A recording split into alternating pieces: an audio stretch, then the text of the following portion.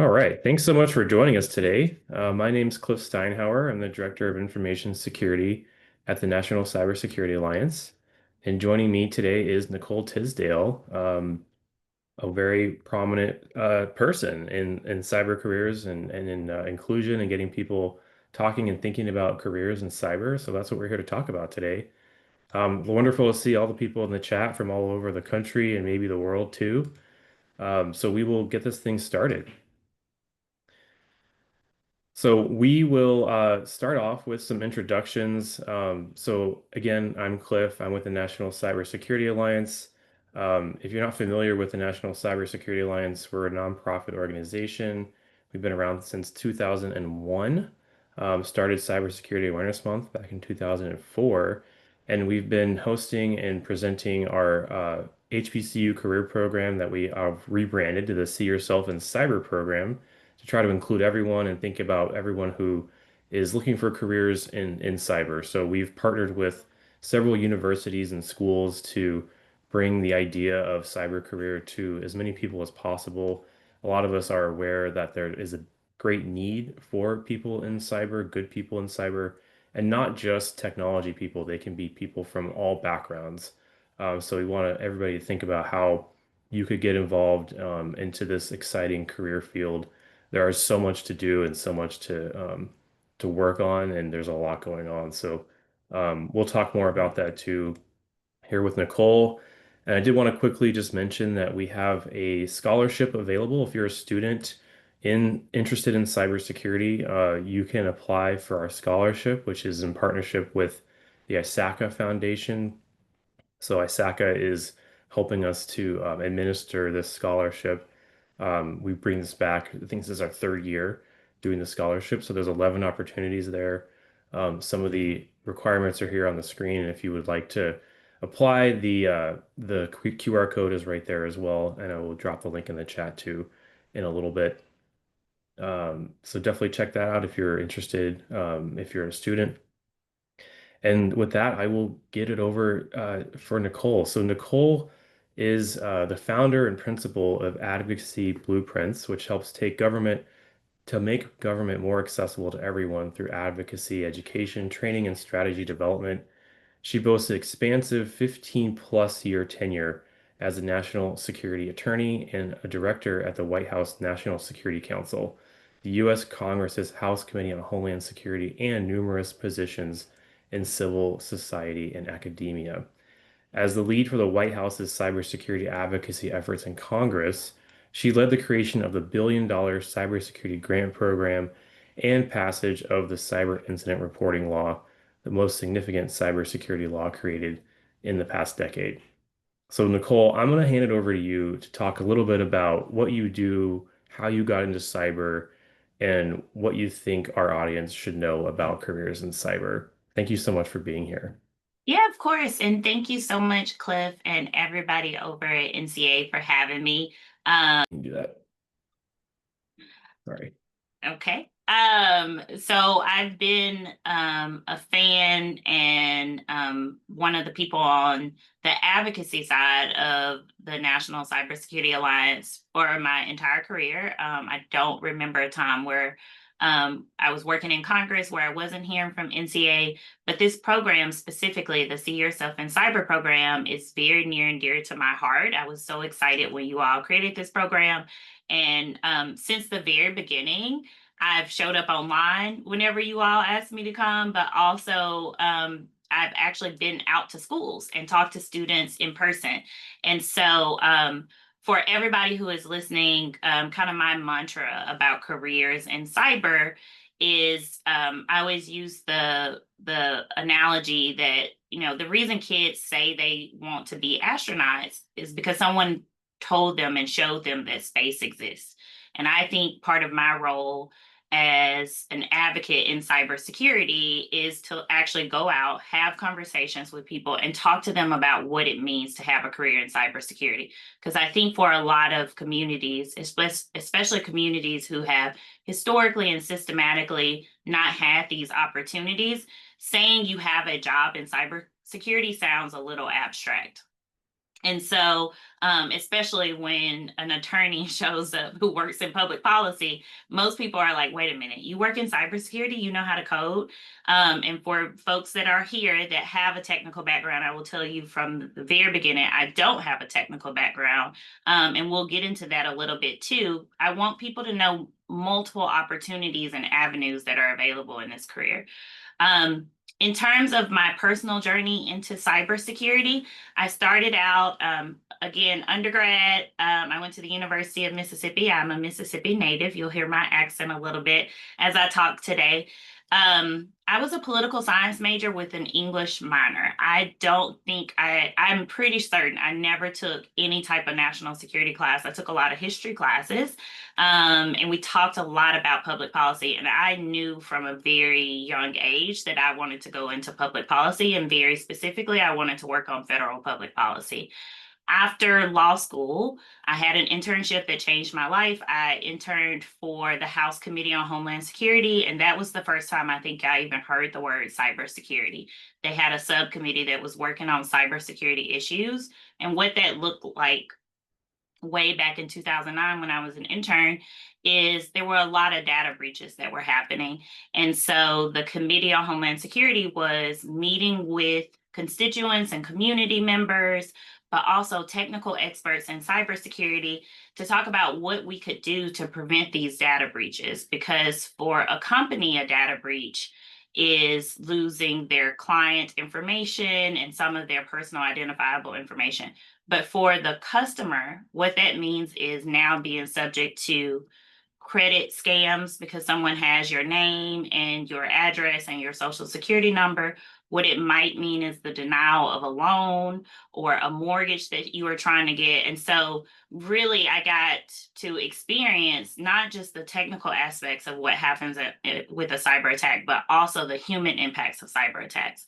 And as my friends say, and one of my teachers used to say, I never met a cause that I didn't want to fight for. And so for me, it was really impactful to start to do a deep dive on what laws do we have to not only prevent cyber attacks, but then help people if they've been victims, but also helping companies if they've been victims. And so that was really intriguing to me. And so I always am really honest with people. I was not specifically targeting a career in cybersecurity. I just wanted to be helpful. And it was one of many topics that I worked on when I was on the Hill. I also worked on counterterrorism issue and counterintelligence issues, which is just a fancy word for espionage policy. And so for me, so much of those, whether you're talking about terrorism issues or you're talking about espionage and surveillance issues, a lot of them come back to cyberspace. And so I just kept circling around that. Um, After I left the Hill, I realized a lot of people just don't know how to advocate for public policy, especially in cybersecurity. I wrote a book about how to set up an advocacy program. I always tell folks Schoolhouse Rock did a great job telling us all how a bill becomes a law. But I want people to really understand how to advocate for changes in their communities.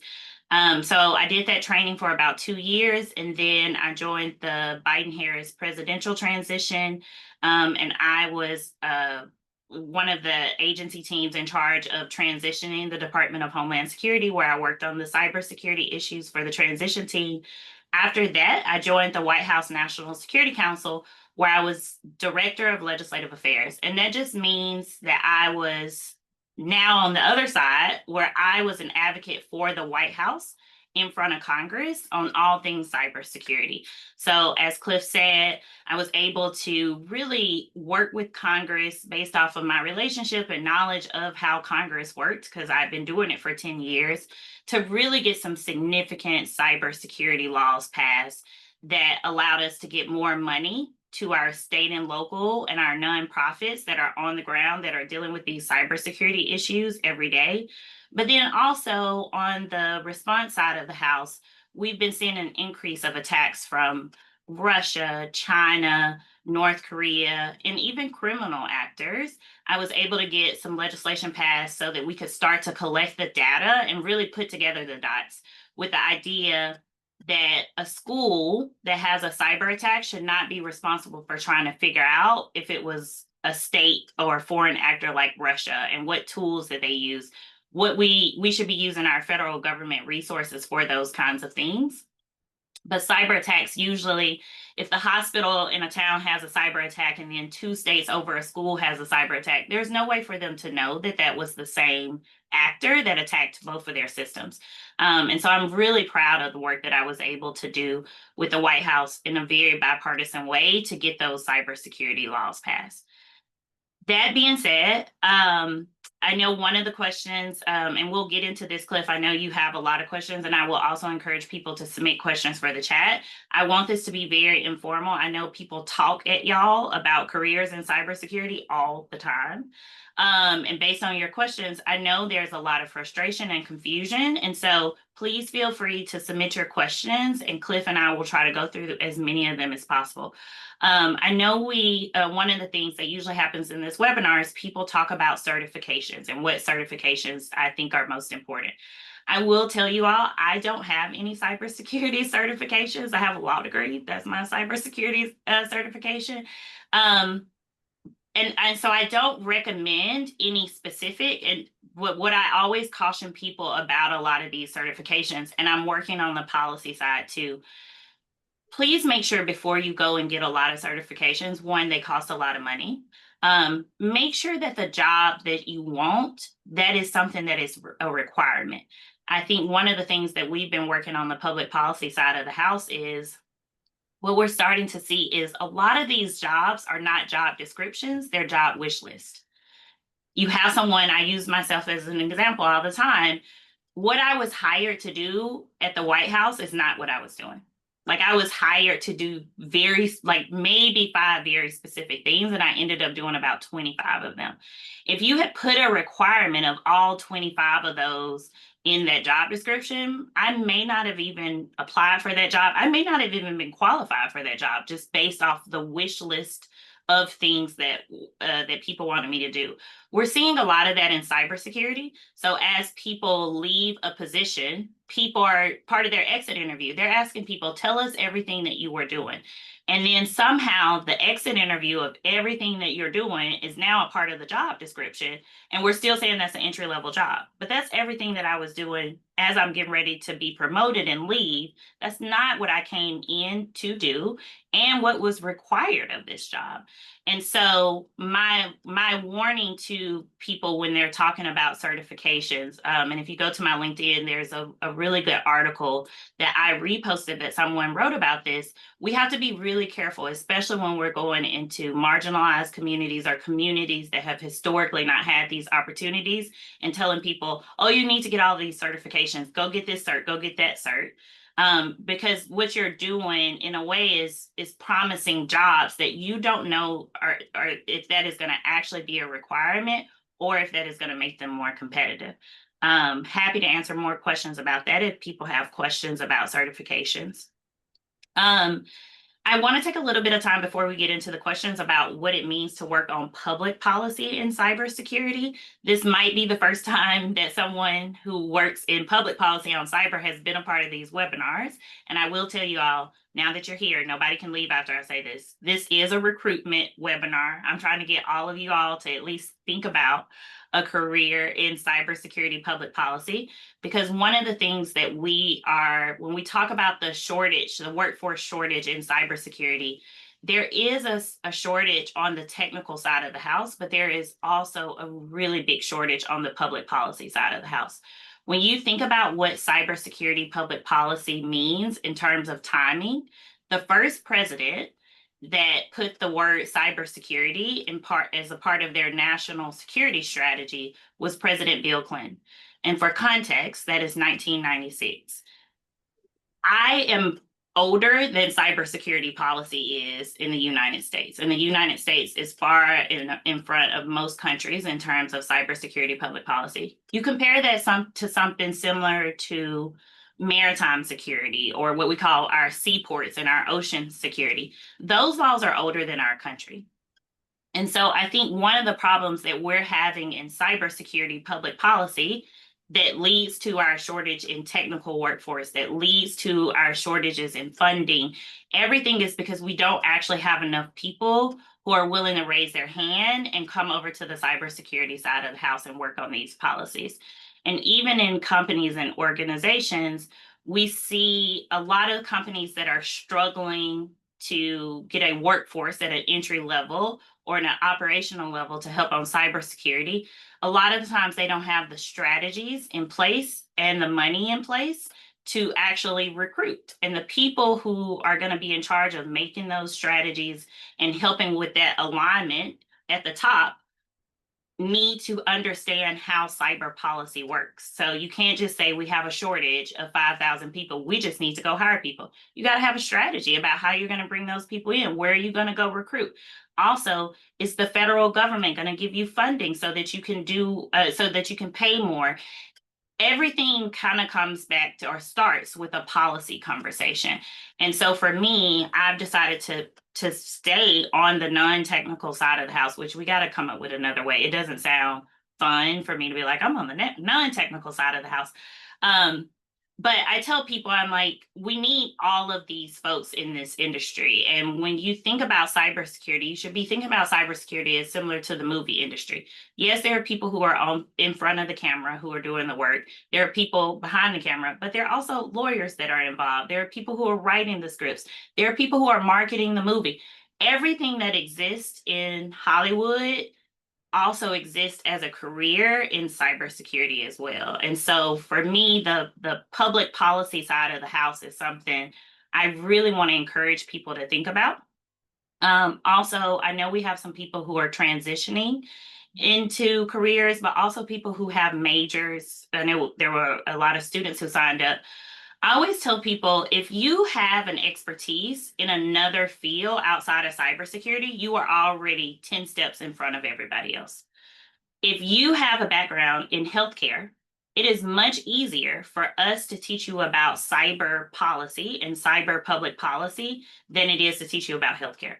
I tell people all the time, like, it was pretty easy for me to learn the nuances and the specifics of cybersecurity policy as it relates generally because I was a generalist.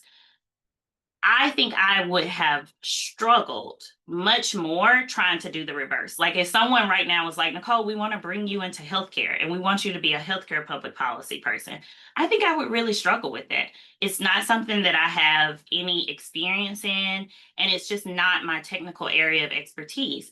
Healthcare public policy and healthcare policy is very complicated. I always tell people, I'm like, I don't really know what's going on with HIPAA, but I know I want to secure all the data on the HIPAA side of the house. But there are some people in healthcare, they actually do know everything that's going on with HIPAA. It is much easier for them to have a conversation about what the security needs are. Same thing with school teachers. I used to be a substitute teacher and I used to tutor student athletes when I was in college.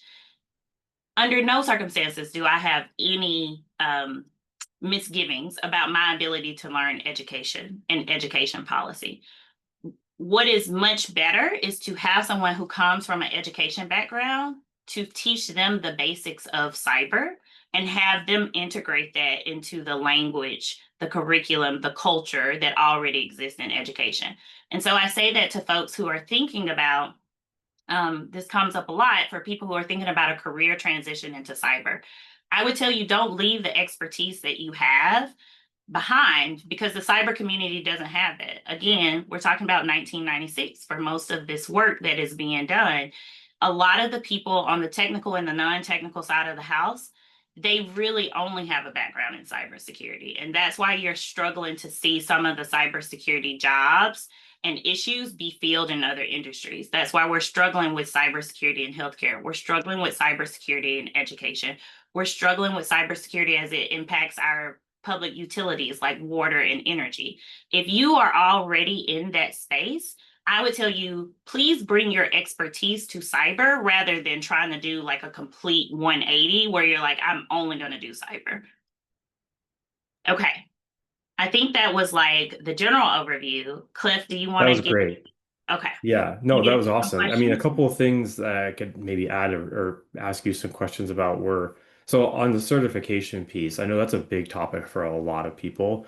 It almost makes it sound like too, like you said, like too easy. Like if you promise people "Oh, you get these certifications and you're going to come out with a job."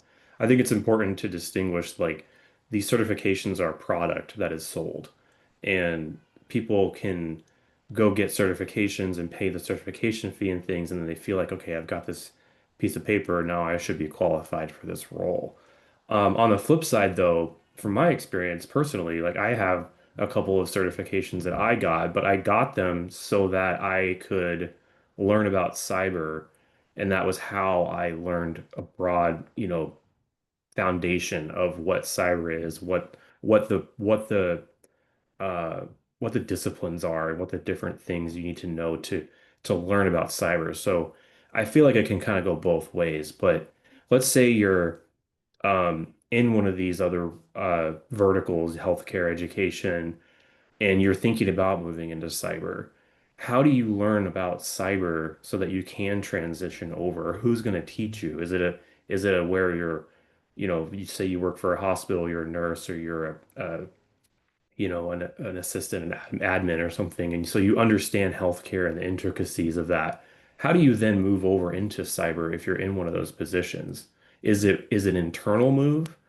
Is it asking for training? Is it go learning about a certification maybe, or getting the education to get the certification so that you kind of do understand cyber and you layer that on top of your current expertise? Or how does that look typically? Yeah. So I will answer that question and I will tell y'all, if you ask that same question to 10 different people, you're probably going to get 10 different answers. So what I'm telling you is like this is my opinion of what I think is the best way to do that. I think if you already have a job, you should keep that job and start doing cyber. So think about cyber as it's not a new highway. It's not taking you in a new direction. It's a lane on a highway that already exists. If you are already in healthcare and you're working in billing, I'm not telling you to leave healthcare billing. I'm telling you there are a number of cybersecurity issues that already exist in healthcare billing. And the problem is the people who are working on those cybersecurity issues have no idea what's going on in healthcare billing. And so when we talk about a lot of the attacks that are happening on hospitals, yes, sometimes it is the operating systems at the hospitals that are being attacked. But a lot of times, y'all, it is the billing systems at hospitals that are being attacked because that is where the data that these criminals won't live. The billing system is where all of your personal identifiable information, like your address, your name, your social security number, maybe even depending on how you've been paying for your medical bills, all of that stuff exists on the billing side of the house. So before I went and got any certifications, if I worked in healthcare billing, I would go have a conversation with my supervisor, but also with the technical team that is servicing us, right? You're already using these digital systems. They're already telling you they want you to use a unique password identifier. They don't want you all sharing passwords, even though a lot of people are sharing passwords. Have a conversation with them because you understand the barriers that are preventing people from picking these long, complicated passwords. You understand the reason the nurses are sharing the password is because X. Having that conversation is really where I would always start rather than kind of doing the reverse, which is like going to get a whole bunch of things and then showing up and say, I have all these things. You don't know if that's what people actually need. And one of the things that I do in cybersecurity that pun not intended, that translates across multiple fields is translation. You would be amazed at, from like the public policy side of the house, how many technical people need Congress to do something, but they can't explain it as a public policy issue. And so they can tell me technically this is what we need to happen. And my job is to translate that in a language that public policy officials can understand. You may be able to be that translation piece between the healthcare billing, the healthcare billing division and the cybersecurity division. What we're finding is a lot of people are just talking past each other. The security people have a very different mission than the people who work in billing. The security people in healthcare have a very different mission than the nurses. And it can seem like it's conflicting, but what I tell people, it's in conflict because we don't have enough translators in between. And so I would have that conversation, especially if you already have a job. I would have start that conversation with where you are. What is it that you all need? And you'll find out people want to switch to a whole new system, but they're afraid that the adoption rates won't be there. They don't know how to have the conversations with the nurses. They are thinking about buying this thing that has all the bells and whistles on it, from a security standpoint, but they don't actually know if like the practitioners, if the nurses, if the doctors need all those bells and whistles or will be hindered by the bells and whistles. So for me, I think long before you have a conversation about certifications, I would have a conversation with yourself internally about what skills you have, and then have another conversation with someone about what skills they need. From there, it may become clear to you that like they do need some certifications. I've thought about it like a couple of times of like, do I need to get some like entry level certs just so I can understand? But I've decided no, the thing that I need to do is I have to always get technical people to translate. And I'm always their first point of practice, right? So before you go talk to a member of Congress, can you explain to Nicole what this technical issue is? And then can we have a conversation about what the public policy fix is? So that's like a long, complicated answer. And I know it's not like a XYZ. And I know we're getting a lot of questions where people want specifics. I will tell you in cybersecurity, this field is very malleable. Like it can go in many different directions. I meet people all the time. No two people have the same career paths. And instead of getting frustrated by that, because there isn't like a if you do X, Y will happen path, think about that as a level of flexibility. There is no requirement for you to do X so that Y will happen. You can do X and you can bring A, and that may solve the problem that is C. That's what cybersecurity is. And that's kind of that's what you have to do once you get into cybersecurity. And it's definitely what you're going to have to do to kind of break through. That's great. Yeah, I love that example of bringing your healthcare billing expertise up to the cybersecurity team. I mean, hopefully they would be receptive to that. And, I think in partnership, like you said, with your supervisor, if you're in a role right now, letting them know that you're interested in helping with cyber and that this is something you've heard about and could be a way to help everybody work together better. I think that's one of the bigger things in cyber too, is it's about not just the technical and the skills, but it's about connecting people together so that they're having conversations and helping each other out. And there is a lot of translation that definitely needs to happen. So thank you. I want to get into some of our submitted questions. So Nancy submitted a question on the registration, and then again just now live as well. But talking about what does it mean to work in cybersecurity, and what are some of the main priorities of a cybersecurity professional? And I know that your answer is going to be something like, well, it depends because it's such a large field. But can you talk a little bit about what it means to work in cybersecurity? Like, what does that actually mean? Yeah, I would encourage Nancy. First of all, I like this level of aggressiveness. You submitted your question and you put it in the chat. Um, so Cliff is right. I'm going to say it looks different to different people. And one of the things that we do, and I'm going to do it here, and so please try to stump me in the chat. One of the things that I do with NCA when I do this in person with students and people who are transitioning careers, sorry, I'm just going on my hair. I say, give me a major or give me a background that you are like, there is no way there is anything that relates to cybersecurity in this. And so, Nancy, what I'm going to try to do with this is show you there is no career, there is no job that doesn't have some cybersecurity component. Before you all try to stump me, I'm going to tell you the two hardest ones that I've gotten so far. I had a student at Southern in Baton Rouge who said, I'm in fashion design. There's nothing for me to do in cybersecurity, is there? And I was like, oh, no, no, no.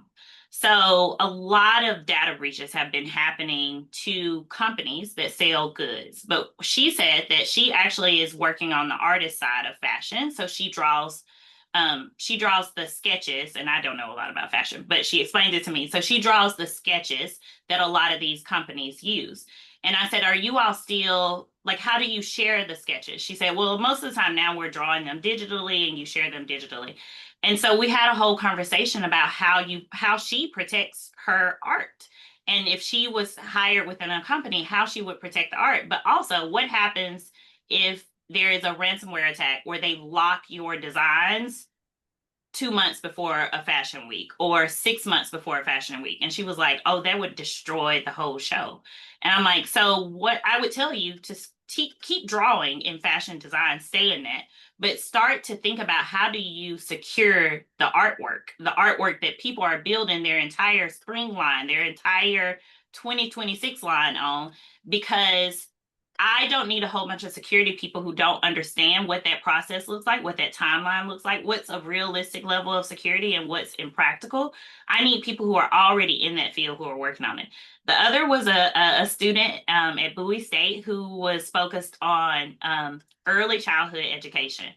And this one wasn't hard. I was just so glad that she said it. She was like, these are literally 1 and 2 year olds that I'm trying to like potty train. I don't think I can have a conversation with them about cybersecurity.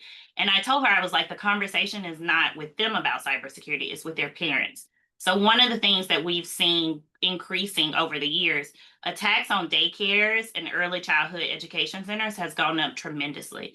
And it's because a lot of these kids are very, very like if you're going to steal someone's information so that you can destroy their credit, so you can take out credit cards, so you can do all of these things, kids are really good targets because, for the most part, unfortunately, no one will know that you stole a child's identity until they turn 18 and they're trying to get a job or they're trying to get a loan for college or something like that. And most parents don't have credit monitoring set up. And so the conversation I was having with her is like having a conversation with parents, but also having a conversation with their administrator. A lot of the daycares now you can use camera systems to log in to see what your kid is doing. And I know they don't want to make it too burdensome on the parents to like log in and watch the camera, but that's a really good opportunity to have a conversation about this is why we do multi-factor authentication. We don't want anyone to steal your credentials to watch your child fingerprint paint and then be able to get into our administrative system because they're connected to get into our administrative system and then steal your child's identity. And so, Nancy, when you say what does it mean to work in cybersecurity, I know it's frustrating and I can appreciate you are like, you probably asked this question before and no one will give you a straightforward answer. It's because there isn't one. It looks very different no matter what field you are in. My day to day, I work in public policy. I just got back from Singapore, Malaysia, and Japan, where we were talking with their cybersecurity public policy officials, their heads of cyber. We're all dealing with the same issues. We are all having trouble with workforce. We're all having issues with awareness campaigns. Everybody is trying to do a public awareness campaign so that the public is more aware about cyber scams. We're all very concerned about text message cyber scams, email cyber scams, and in different languages, right? Like in Malaysia, they're speaking a very different language. Their language is different than Japan, than the US, but all of us are getting text message scams. All of us are getting email scams. And so my day to day is sitting with public policy people where we have these shared problems around the world to say, what are we doing? We were having a conversation about labor farms where people think they're coming to get a job in tech, but then they get there and they're really just scamming people out of money. And so what we're trying to do from a policy standpoint is like, how do we protect the people who are being forced to do this, but also hold the people accountable who are actually getting the money and the proceeds from that? It looks very different day to day, and it looks different depending on what you're doing in cybersecurity. Absolutely. Yeah, it's such a wide field of roles, right? A lot of what you're talking about is like awareness and policy. What are some other, entry level roles in cybersecurity for those starting out or graduating? Like what would somebody look for in terms of like searching Indeed or searching LinkedIn for titles and roles? Like what should they look for? Yeah, so I would say when I again, y'all, I want you to stay in whatever industry you're already in. I jumped ahead a little bit, Cliff, and I saw someone said that they just graduated with a social work degree. So let's use that as an example. When you're coming out of school and you have a social work degree, I think there's like a path that is already designed for y'all. I did not take social work, so I do know some people who have done social work.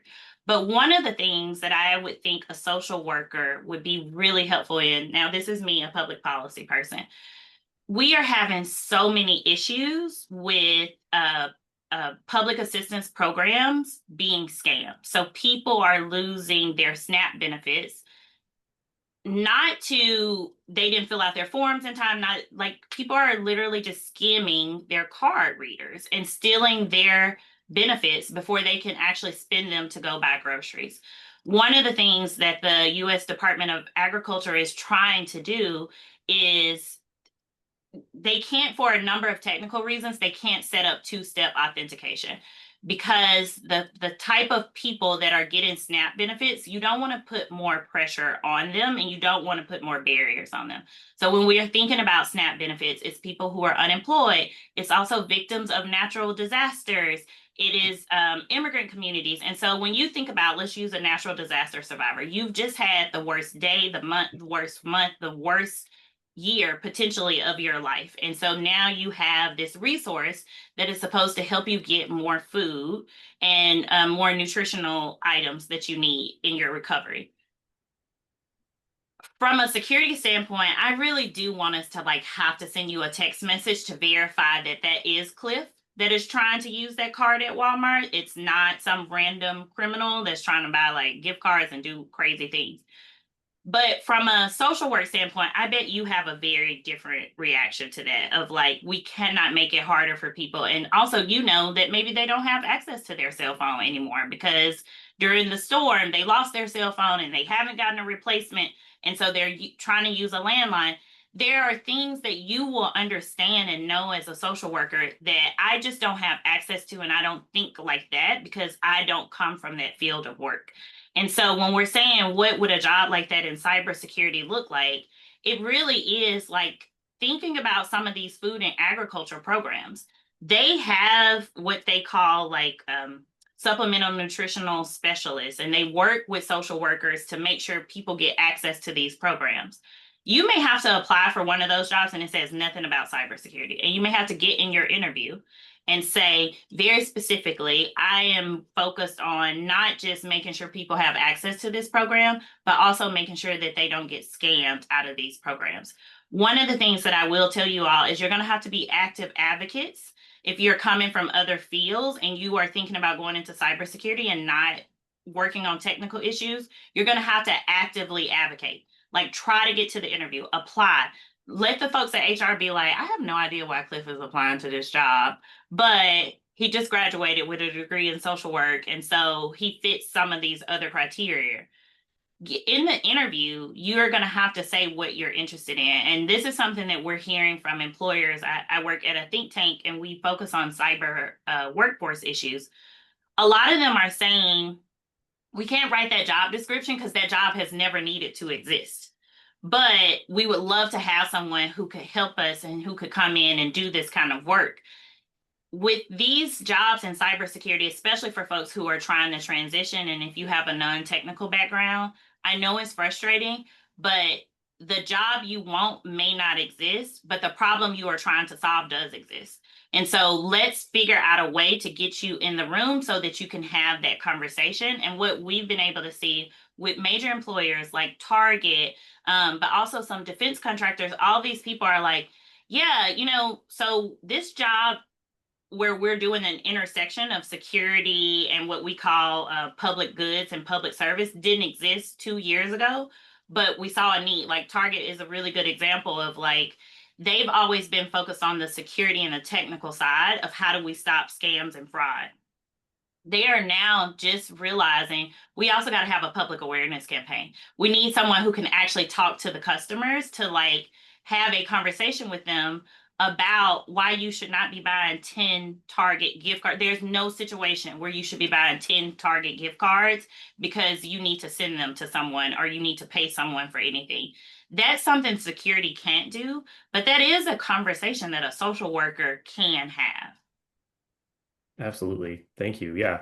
There's a lot of communications roles, even like marketing roles, things like that that can help solve the problem of communicating the risks and some of the specific things to certain companies that their customers need to know. Perfect. Well, we have a couple of questions here. So I'm going to do, Elizabeth said, what are some soft skills that you consider to be the most important when it comes to the cybersecurity field? Patience, patience and translation.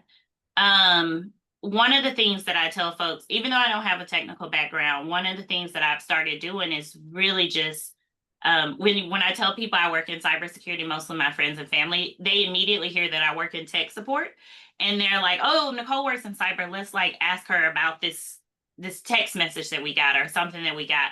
One of the things, the soft skill that I think is needed in security is patience, because a lot of people are making mistakes, they're falling for scams, and we don't have a lot of empathy for these folks. It's like, oh, how could you click on that email? It was already like flagged, or why would you click on that text message? It sounded crazy. And it's like, well, I always use the example. I'm like, I if I click on that message one time a day, once a day, then I can have my entire bank account compromised. But no one takes into account that that's the fifth text message I've gotten this morning. Also, I got 15 emails that I didn't click on. I didn't click on those previous ones.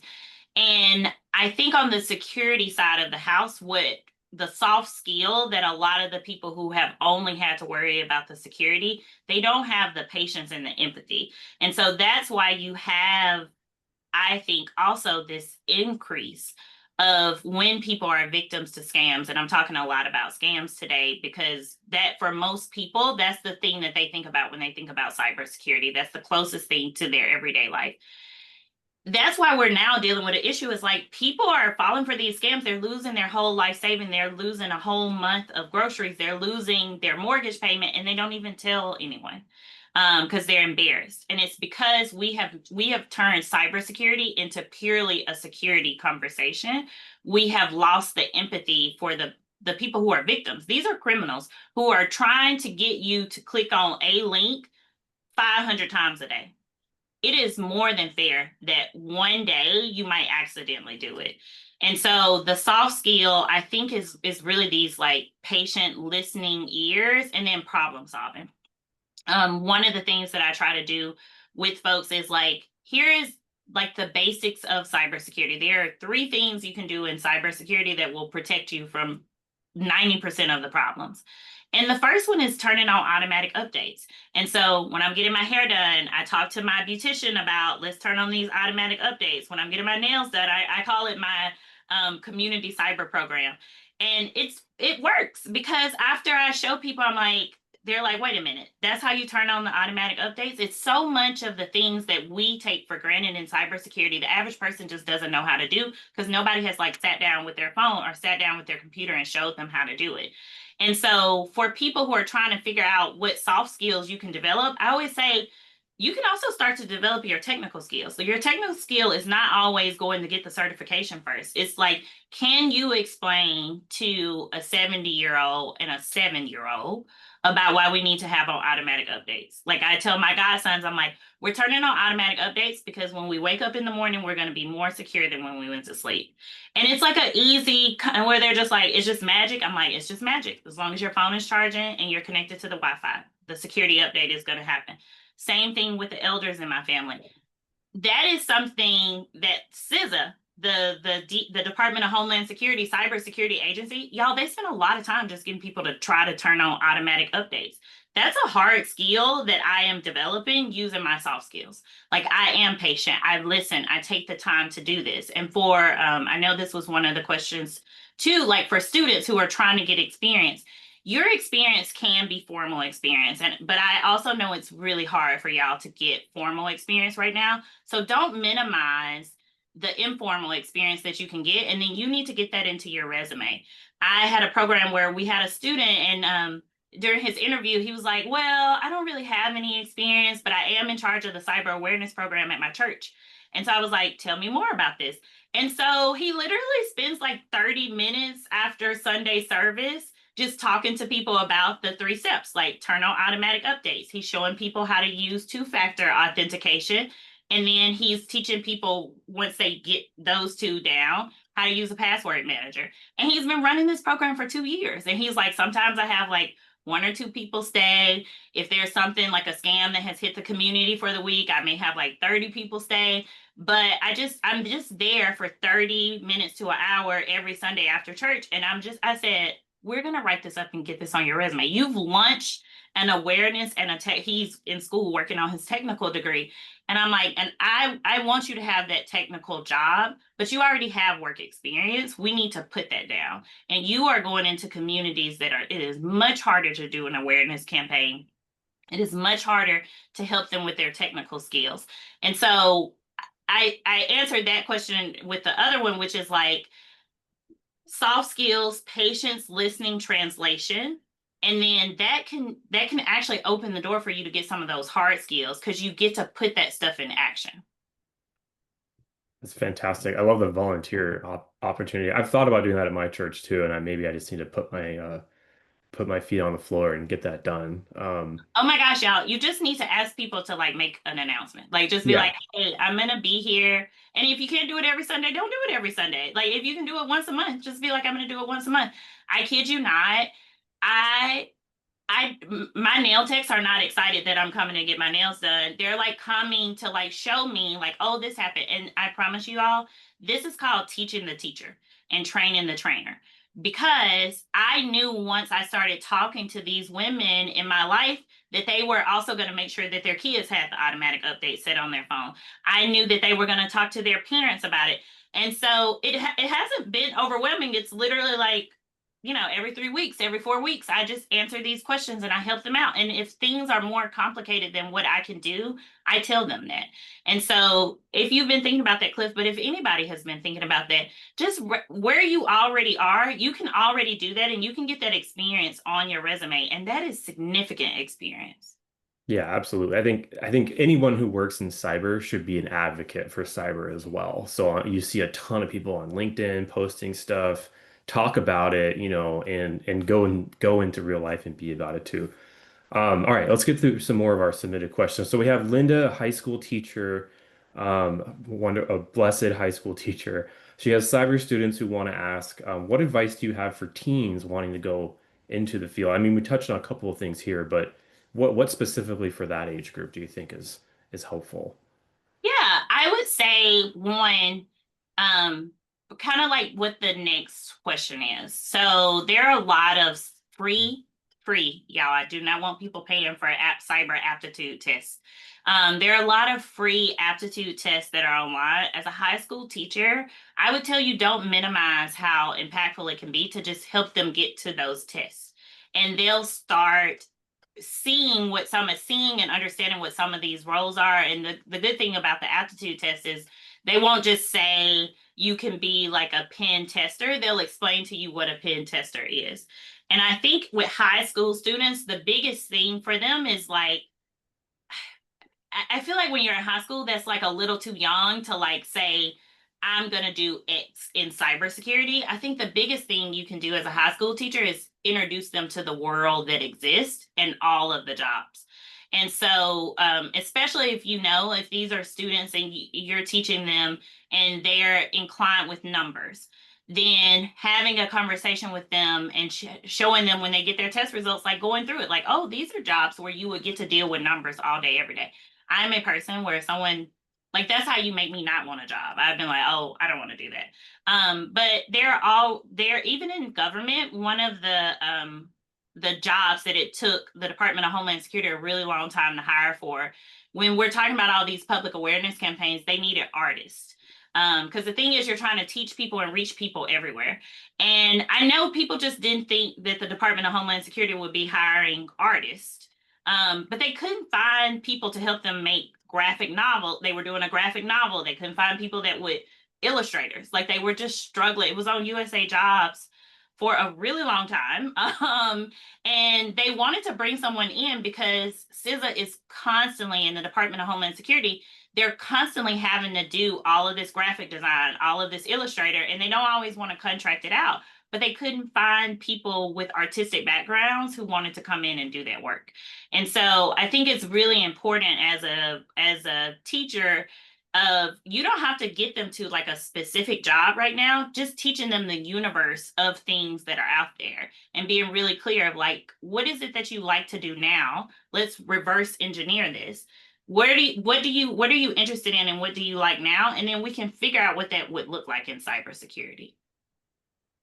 Perfect. Yeah, that's how I got started actually. I was unemployed after COVID and I was like I wanted maybe do something in tech and I found this the one I just put in the chat was Minor Genius with IBM, but they have a test quiz that kind of tells you what your skills matrix looks like as of right now and what you might be interested in based on your personality. And there's also like skills in there too. So thanks for mentioning that. It reminded me that that was something that I actually did myself to get into cyber as well. So hopefully that's helpful for Linda. And then I know that, see, Candace asked about career changes. Where can we look after studying, receiving certifications to get experience since we aren't interns? So we talked a couple things there. Maybe we've already covered that one. Um, I can also go to some of these other questions too. So. You did talk about how people are writing job descriptions for people leaving roles, and that can be super discouraging. Is the advice just to apply anyway? Is it to do more networking and talking to people about what they're really looking for? Like, how can we get through those job requirement barriers as applicants? Yeah, I want to be honest about this. It's only so much you all are going to do. Like I said, I'm trying to tackle this on both sides, and we've done a really good job. The federal government is in a hiring freeze right now. They have a lot of things going on. But one of the things we were able to do in 2018, and then I was able to carry it through at the White House, is if you look at the federal job descriptions for cybersecurity, um, I don't want to get too deep in the weeds on this. There's an agency that is responsible for setting up our technology and our science standards, and they have a framework of what a template of what a job posting is supposed to be. And so the government has actually started modeling this where they do not put certifications are required for you to get the job. If there are certifications that are needed for you to do the job, it just says that you will be eligible and you will need to get those certifications. And so as you're looking at the federal government, know that this is a slow process, but it has already started where we can try to get people these entry level jobs, and they really are entry level. Because if it's entry level, you're not supposed to have experience and you're not actually supposed to have certifications.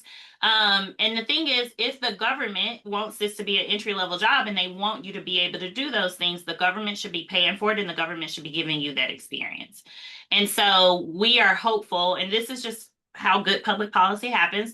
The government usually has to model behavior first, and then you'll see industry starting to adopt it as well. One of the things that we've seen from the private sector is they are starting to adopt this because they were realizing they were losing people. Like they couldn't get graduate students to even apply for a job, and then they see the federal government rolled out this big initiative in 2021 where they're like, we are taking the certification requirements off of our entry level jobs. And so it created this supply and demand issue where industry had to be like, oh, well, the graduates aren't applying. Why are our numbers dropping at the same time the government numbers are going up? It's because the government is not requiring those certifications anymore. It will take some time, but what I tell people is like, if you see a job and it is 10 requirements and you meet 9 of them, you need to apply for the job. If the certification is the one thing that you don't have, or it's 2 things that you don't have, but you have 8 of them, y'all, the hiring market is really, really terrible for cyber. I think you will still get an interview. And I think in that interview, you need to sell. I don't have the certifications. I'm willing to get the certifications if I get this job, but I can show up on day one and I can already do 1 through 8. I can already do 1 through 7. Really, y'all, if it's 10 requirements and you can do 50% of them, you need to apply for the job. Hiring for cybersecurity is so sparse right now that I think a lot of you are still going to get that interview. And depending on, because you don't know if that's been the first time that job has been posted, you don't know if that opening has been open for a year and they are desperate to have someone to help and start. When you get to the interview, you can advocate for yourself that, like, here are all the things that I do know, here are all the things that I have done. I don't have this certification, but I'm willing to get the certification if you all get me the job. And I want to be clear, this is Nicole advice. If you get the job, like, I don't want y'all out here paying for a whole bunch of these certifications. These things are really, really expensive. I want them to guarantee you the job. That's what happened with my security clearance. I didn't go get a security clearance and then I got the job.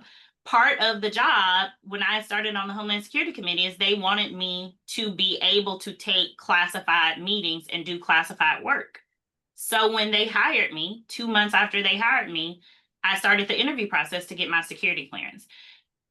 Feel comfortable advocating for yourself. And I know that can be scary, but I always tell people if they are not willing, if they see you in front of them and you are a good applicant and you meet all their needs and you've already done all these things, and there's one thing you need them to do, which is like pay for the certification or help you with whatever you need to get the certification, and they're not willing to do that, that may not be the best place for you to work. Yeah, it is hard. I've been in that boat before too, before I landed here too as well. So I totally empathize with that. I think it's just y- I do see a lot of job applicate or job postings now that say, we're interested in people with, diverse experiences and backgrounds and experience. And if you don't, even if you don't hit every single one of these requirements, we still want you to apply. We want to hear from different people too. So Yeah. um, this has been awesome. We got to kind of start to get to the wrap up period. What is your parting advice, and how do we make sure that we're getting that diversity of thought, diversity of everything into cyber and encourage folks from all these different backgrounds who are feeling like I don't meet 8 or 9 of these requirements, or I don't know what to look for. Like where do we start with getting those folks interested and motivated and ready to start to jump in? Yeah, I think first you got to kind of this is terrible advice, and Oprah Winfrey is never going to have me on her podcast because I say this to people. I'm like, I'm not always a super confident person. What I am is a brave person. A confident person is like knowing from the jump, like, I'm great for this job. This is going to work out for me. They'd be crazy not to hire me. That's not necessarily my personality default. My personality default is to like go through the worst case scenario and like all the reasons why I can't do it. And then I still do it, which is brave. And so to me, I think that's the difference with a lot of this stuff. Like, you are mentally and psychologically going to have to get yourself together before you go out and have these conversations publicly. I always tell people, if you go and look at my LinkedIn, and I'm encouraging everybody, follow me on LinkedIn. I have every job that I've ever had on there, the part-time jobs. It's like crazy stuff. And people are like, why do you have all this on your LinkedIn? And I tell it, I don't want people to think I just fell out of the sky and ended up in this career. I did a lot of things that on paper don't seem like they would lead to a career in cybersecurity. But like as it turns out, being a collegiate tutor for 4 or 5 years taught me how to explain really complicated things and a diversity of things in a very short amount of time. And that was a skill that showed up time and time again when I was in Congress because I have 5 minutes to explain a cybersecurity policy issue to a member of Congress who just left a healthcare hearing, who also is getting ready to go to an education hearing. And so when you're thinking about these jobs, it's okay to read a description. It's okay to go into an interview and be nervous and think that you're not going to get the job, but you still have to do it anyway. I know it's frustrating when you get a lot of no's, but I do think a lot of this is a numbers game. And in the meantime, you can be doing the things that are going to put you in a position where you don't have to say, no, I don't have any experience anymore because you've been volunteering with your church and you've set up an awareness program with your church. And so when people say, well, you don't have any experience, you do have experience. And I would tell people, I'm like, you're going to have to do the hard thing and the scary thing. And in between, don't just wait on that. You don't have to wait on someone to hire you to start your career in cybersecurity. You really don't. We've given multiple examples of things that you can start doing today and you can build. Also, what those things are going to show you is like what you like doing. Like, turns out you may not want to be tech support for your whole family and friends. I will tell you, it can be a lot sometimes, but it's also fun when they figure it out. But you get that experience and like, I don't enjoy this. And so I'm going to stop applying for call centers because that is literally what the call center is.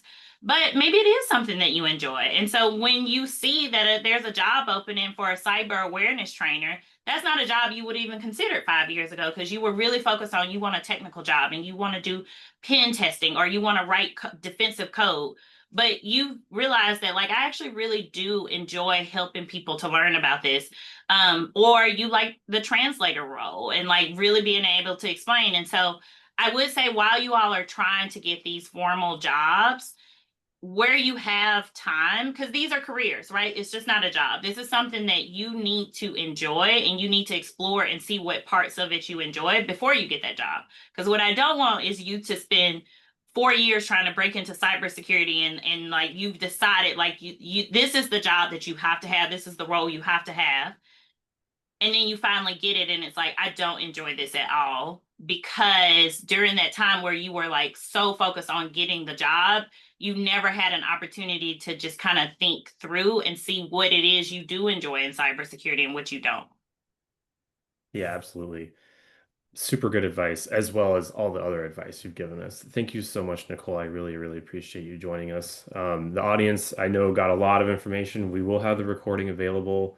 We're going to continue to do more of these and continue to engage with people who are interested in cyber because it's so important and it's a very rewarding place to be as well.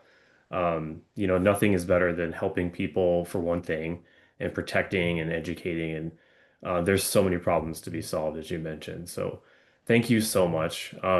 Any parting words for everybody before we drop? First of all, thank you all so much. I know there was like a lot going on in the chat. You can reach out to me. So if you want to connect with me on LinkedIn, I know there are teachers here and you have students here. Cliff knows this, but I'm telling everybody, if you ever want me to come and talk to your students, if you're in the Washington, D.C. area or the Mississippi area, I can usually figure it out in person.